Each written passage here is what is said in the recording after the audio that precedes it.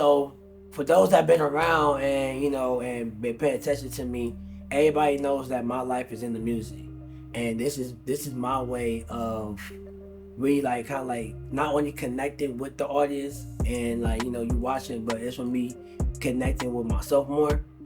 And when I put out my my project, I just take my own advice. When I just take my own advice.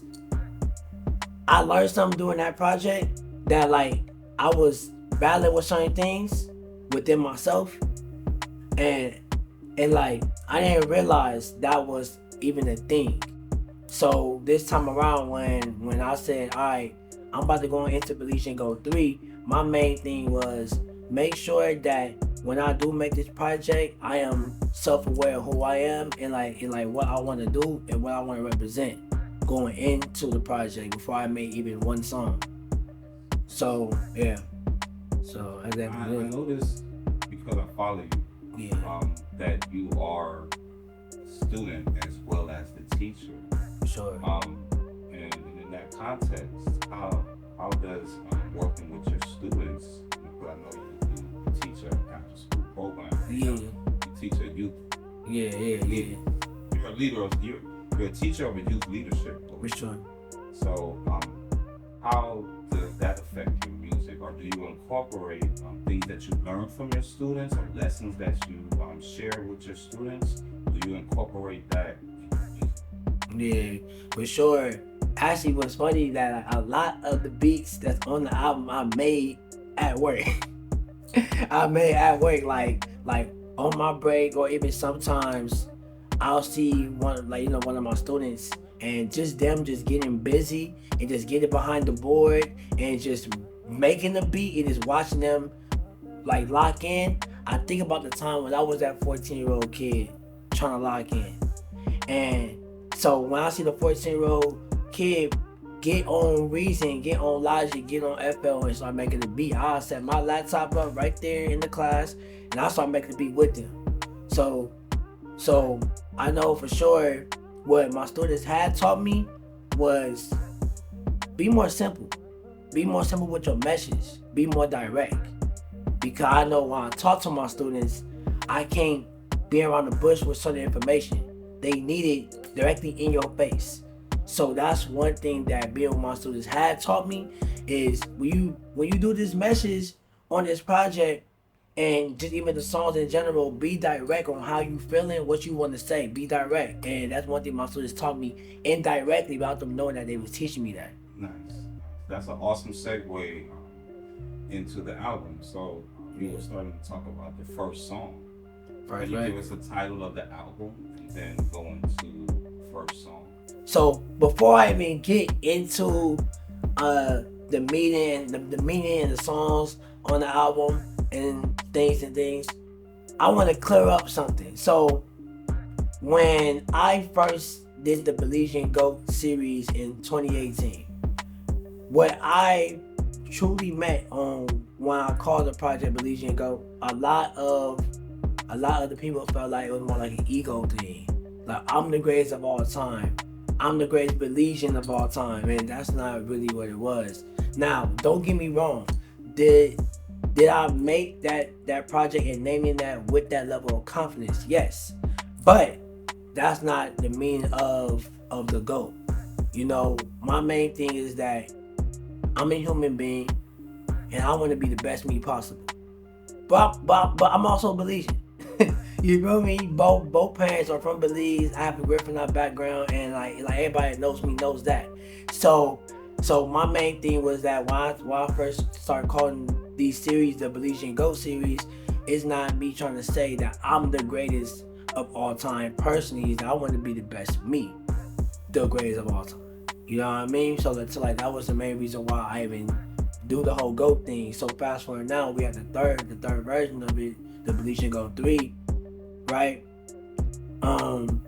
What I wanted to do this time was that I felt like now that I'm 30 now, I feel like I'm actually becoming that best version of me that I've been trying to be the version of me since I started in 2018. You know what I mean? So yeah. So the first record is called Cable Son. And the reason why I wanted to start it off like that, because it had like almost like a double meaning. So even though my father is no longer here in the physical, jump high, jump low, no matter how old I get, no matter how much money I make, and no matter what, I'm still his son. You know what I mean? But also too, the other meaning is that every time I go out, when I go to 48 and like, I go to certain places and stuff like that, they're like, hey, Cable. You know what I mean? They still call me that. And then so even later on in life, when the people that grew up with my pops is no longer with us either, right? My generation still knows the role that Cable played in my life and in the community. So that's also one reason why, like I wanted to start the project and call it Cable Son. So like, I'm Cable Son, you feel me? And the album drops on my pop's birthday, so I felt like it was so important to start it off with my pops, the reason why I ain't even doing the music thing in the first place. When is your father's birthday? My father's birthday is April 23rd. April 23rd, 1951 to be specific. You feel me? But yeah, so April 23rd. So like that's the reason why I wanted to drop it on my pop's birthday to not only honor him, but just this is my first time speaking on my father since he passed. I haven't made any records about him, none of that. So this is my first time actually making a record and just sending my pops a message like, yo man, thank you for what you have done. Thank you for what you have taught me. And now it's my turn to take what you taught me and move it to the next level. So yeah. So, how about the second track on that? So yeah, the second track is called Afraid. And to get a little more deeper, after my last seizure in 2019, I started having this crazy amount of fear to live. Like I kind of felt like at any moment I could have another seizure, but this time I won't wake up from it. And that fear and anxiety started to really, really play in my mind. It started playing like on my body, whereas I started feeling like anxiety and stuff like that. And I start to feel like I know I'm not the only person that feels this or felt like that. So I'm all like, I have to make sure that on my next project I have to write about this and not be afraid to write about it, because I tried to mention it on the second Goat, but I was mentioning it in like an indirect way because I was afraid of me writing it into existence. So that's the reason why I didn't speak on it too deeply. But I feel like this time I'm like, man, I know God got me. I know I'm solid. I know I'm protected. I can't let that fear and anxiety stop me from living and being in the moment. And somebody needs this. Somebody needs to hear that they're not alone in this situation. You know what I mean? So that's why I call the record Afraid, and I'll talk about those things. And then now that I'm 30, I gotta make sure that fear doesn't take over my 30s, how it was taking over my 20s. Yeah. So yeah. The next one? Yeah, next one. Alright, yeah, man. So the next record, hold on, man.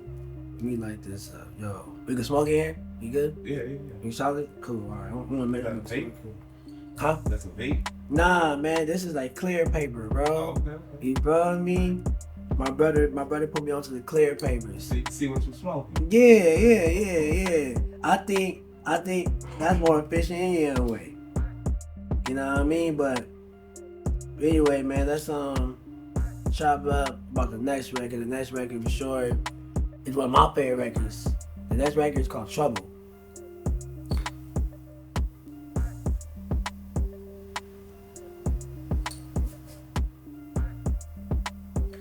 Yeah. When they decide to call it Trouble. Actually, it's funny. So the album is about love, right? And the album is about not only love romantically, but self-love, love with family, love with your friends. The whole album or the whole album? The whole album.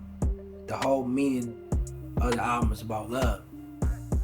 And it's about just like loving yourself. But for you to receive the love from others, you have to first receive the love from yourself. You have to first be okay with loving yourself to receive love from others. And like I said before, I believe that love is the greatest medicine. Like it's proven that people are physically healthier with love in their lives. So that's one reason why I wanted to make sure that like I speak on love more in depth on this album. But sometimes we sabotage it. Sometimes we don't recognize it. Sometimes we toxic towards it, and that's why in certain songs you hear me speak on it in those manners. So to go back to Trouble is about a story, right? A real life story that I went to Vegas and I took this girl. Right. You did what? I took this girl in Vegas, right? I took, but I kind of knew she had a dude already, but I didn't care. So I ended up drinking anyway. And then, but when I got to Vegas, I was already talking to a whole nother woman, and we was talking to a level of us probably like getting together, and I've been calling her and she's not answering me. So go back to the other song with that fear of losing. You feel me? When I start to feel like, oh, she probably don't fuck with me like that. Alright, fuck it. I'm in Vegas anyway. So cool. I'll meet up with this joint and I'll knock it down. You feel me? So cool, when I knock it down, I'm all like, man, I'm gonna get in trouble today because like right now I don't care about none of that. So I'm about to get in trouble because I know she got a boyfriend, but I don't care. Feel me? I know this one probably think I'm here in Vegas minding my business, not doing that with no other women, but I don't care. Fuck it, I'm in trouble. You feel me? but it's one of my favorite records. We'll go back to the whole thing with love, right? You know, you can sabotage it by not recognizing that it's around you. And so that's one of the situations where love was around me and I didn't recognize it. And I'm just like, fuck it. I'm about to do some whole shit, some thought shit. You know what I mean? And sabotage it, you know what I'm saying? So yeah. And give trouble.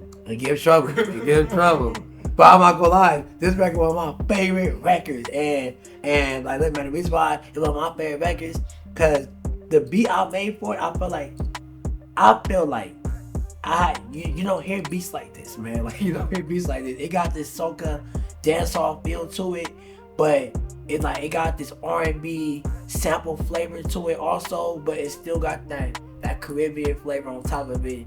And I just love the story just being told, man. So you produced the track for Trouble? Yeah, I produced damn near all the tracks. The only one I didn't produce was the record I did with my brother. It's called Party. I didn't produce that. He produced that. So it's 10 songs. I produced 9 of them. So yeah, for sure. So Trouble goes into the next record called Who's Counting. And Who's Counting is a record that talks about the woman that I truly want to be with. She don't want to be with me. So since she don't want to be with me, I'm using that, okay, love is not for me, excuse to cause trouble. So that's one reason why Trouble goes into that song to explain why I'm even causing trouble. Feel me? Because the woman I really want to be with, she's not giving me no play. She's like, fuck it, I'm over it. You know what I mean? And I'll talk about just like my time with her, me going to Houston and go see her, and then now she lives here now, and we don't speak as much. And then cool, we do speak. This happened, and then cool, we get closer, and then we separate, and it's like this back and forth about want you but don't want you shit, and then also when she being clear that she don't want me, I'm being delusional about it. And like, you don't really hear men speak about being delusional when it comes to relationship, because we gotta put on this hard facade like, man, fuck that bitch, I don't care about her. We gotta do that all the time, but it's like We human, bro. We feel shit too. You know what I mean? I'm not here to try to be also like, you know, Bealizean like emotional type of like shit, but it's the truth though. We feel that. So yeah, so as that, so Who's Counting goes into the party record, which is produced by my brother.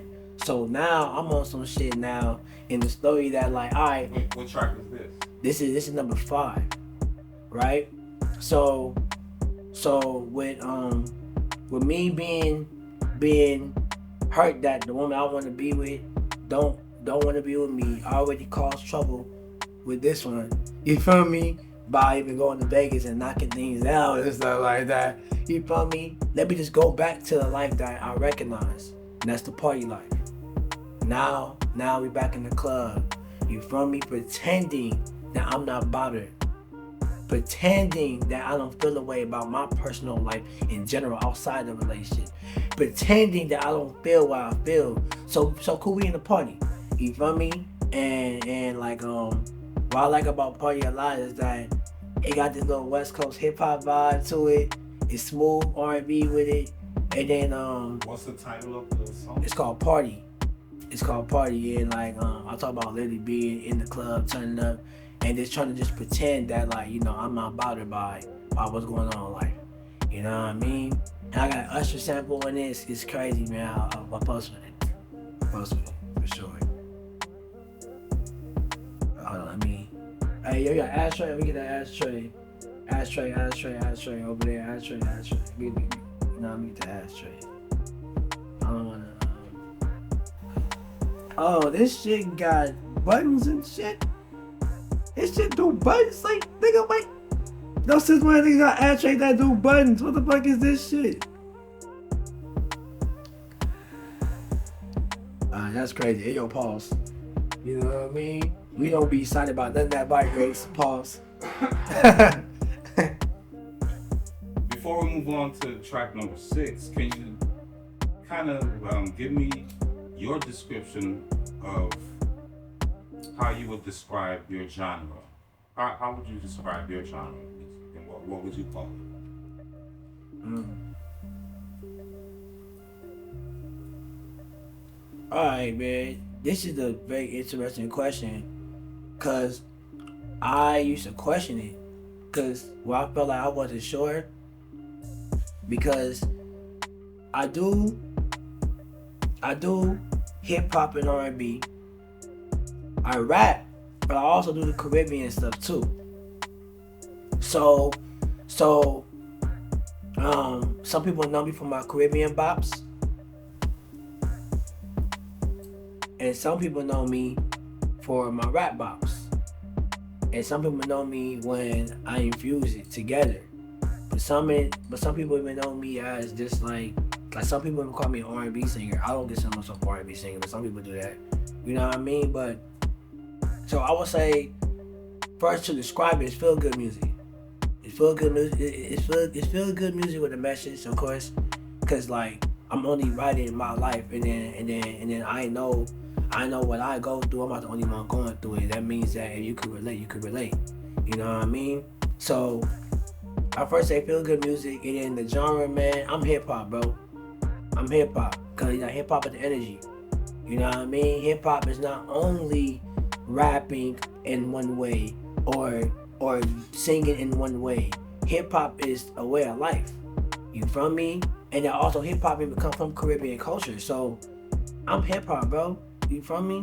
I'm a hip hop artist that you know, that take it there. So yeah. So now let's move on to track number 6. Track number 6 is actually an interlude.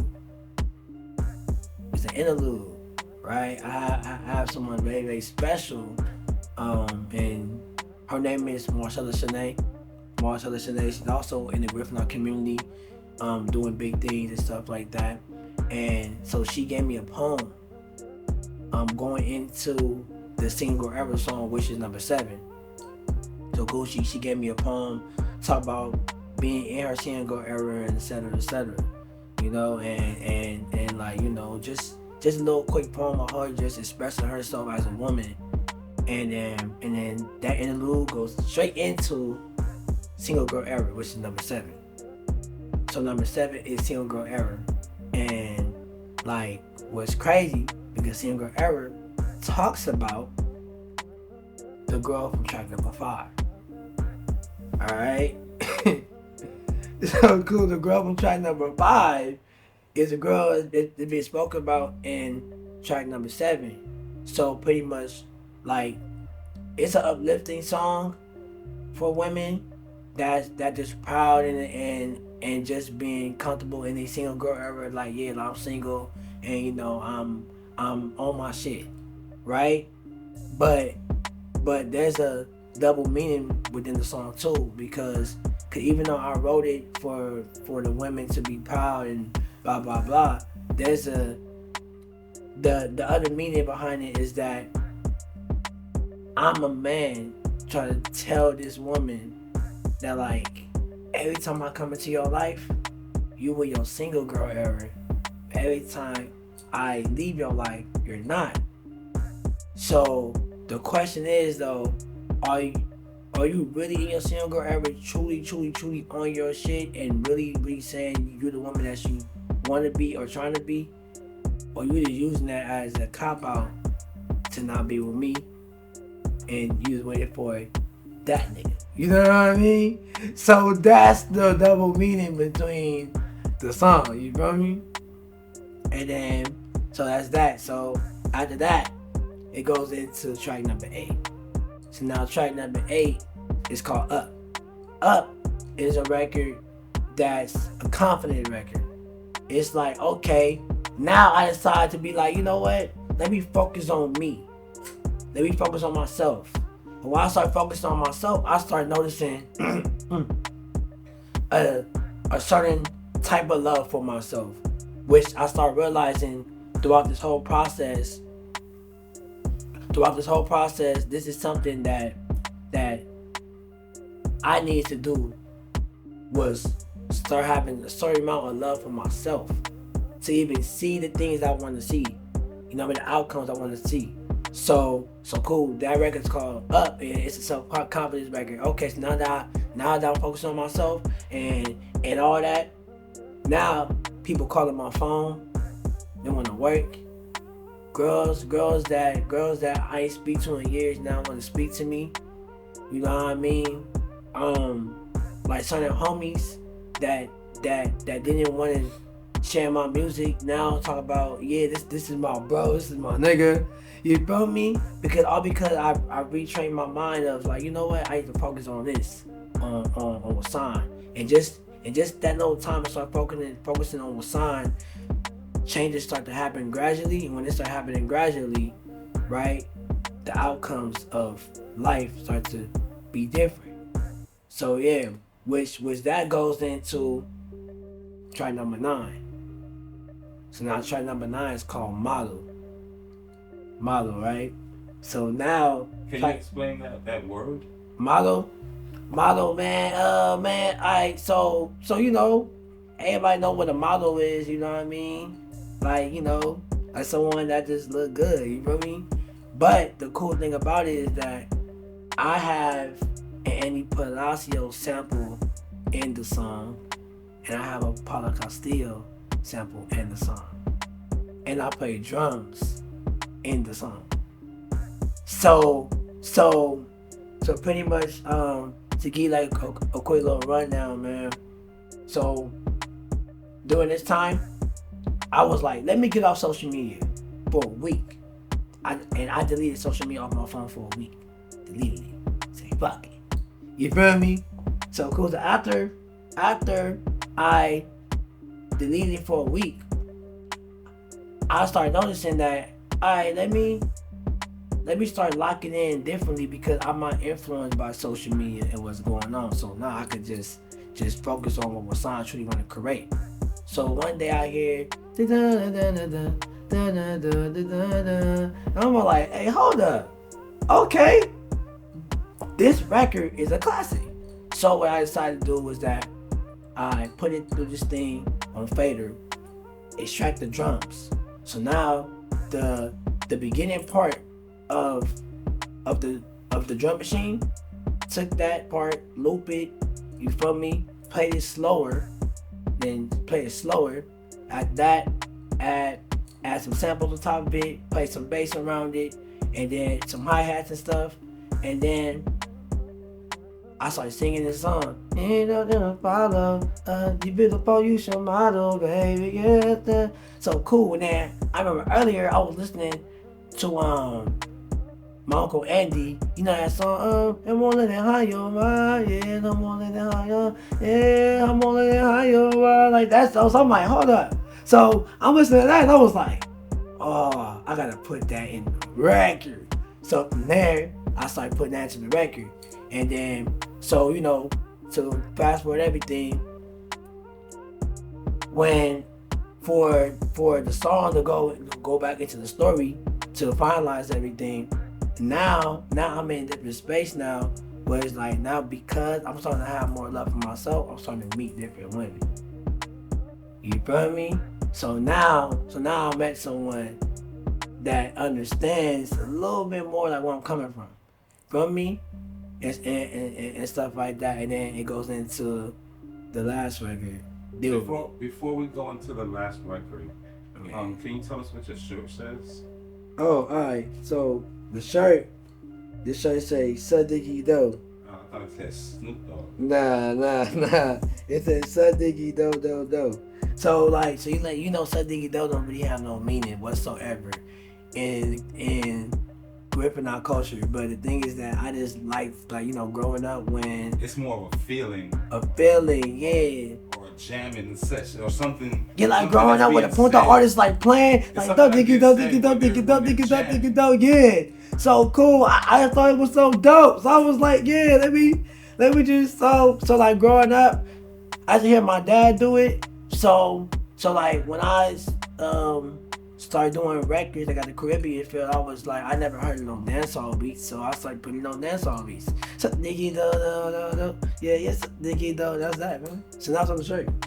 You know what I mean? I should make this some merch, huh? You know what I mean? That's pretty nice. I should make this some merch. I should. See what's up. But yeah, so see, man, like I said, the model record, it just announcing to me different women instead of settling. So cool, it goes into the last record, Deal With Me. And Deal With Me is one of my favorite records because, man, I ain't gonna lie, like I was feeling myself when I make that shit. I was feeling myself when I was just making that bass line. I'm like, nigga, this shit hard. But Deal With Me is the last record because Deal With Me is the record that summarized for me to receive love and, you know, to receive anything, blessing, success, all that stuff. I had to first love this. That's myself. So that's why with Deal With Me, you start hearing Deal With Me. Deal With Me is more of a self-confidence. Like, I'm good. Who am I deal with? They gotta deal with me, like you know, we gotta deal with me, like you know, I'm him now. I'm confident in like where I'm going and how life gonna turn out for me. You know what I mean? And then like the story continues in the deluxe, but that's the main part of the first half of it. You know what I mean? So yeah, man, I ain't gonna lie, my album for me. This album is special to me because I feel like this album is the album that like I wanted to make. I feel like for a long time, us artists, we like create stuff with us in it, with us naturally doing what we naturally do, but somehow, some way, we still let the outside influences and get into the music. And then like now you got 4 songs or 3 songs on there that a song that you probably wasn't gonna do if you didn't have your outside influences. So I feel like this time I actually made the music that I feel like I wanted to hear. What made Wahsan feel good? Instead of always trying to be on some like, oh, you okay, I need a record that's this fast, this slow, so cool, we can have it for this and have it for this and have it for that, and then you know, you losing the essence of why you made the song in the first place. You know what I mean? Every song comes from within for me. You got a story, so that's that. You rocking though, man. Bealizean Goat 3, April 23rd. Yes, I.